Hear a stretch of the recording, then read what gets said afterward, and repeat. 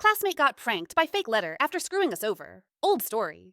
This is a very old revenge from when I was a teenager in the 90s. There were only a few PC gamers around at the time, and without internet, it was hard to get hold of new games. Me and a friend bought games from abroad via airmail because local stores didn't sell many, but these weren't cheap.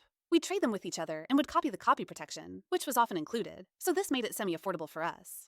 A new kid joined our class, however, and his uncle had tons and tons of games we didn't have. We offered to trade games with him and gave him our original copies for him to copy, and in return we got corrupted floppies. Yes, this was the 90s, missing copy protection, etc. And after a few months of this, we received not a single working game, while he had received all of our games. The Settlers, Doom 2, Monkey Island games, etc. And some he returned in less than nice condition. We had enough, and we wanted to get revenge, but we didn't know how.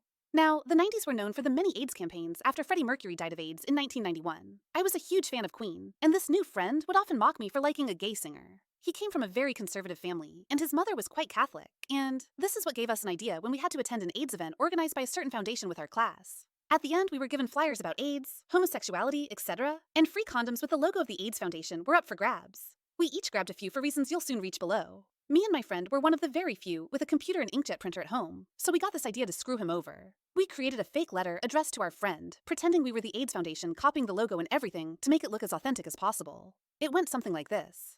Dear First Name, thank you for your letter. We understand it's difficult being open about being homosexual, and you have many questions after the event you attended with your class. Please find enclosed a flyer which should answer many of your questions, as well as some condoms. Please practice safe sex at all times. We enclosed all the flyers we had gotten at the event, as well as the condoms, and mailed it to Mr. Last Name to guarantee his father would open the letter first. We had no idea the shitstorm this would create. We knew him being homophobic, this would be great revenge, but apparently his mother had been in tears, screaming, his father angry, and he was grounded for weeks with his parents convinced he was gay.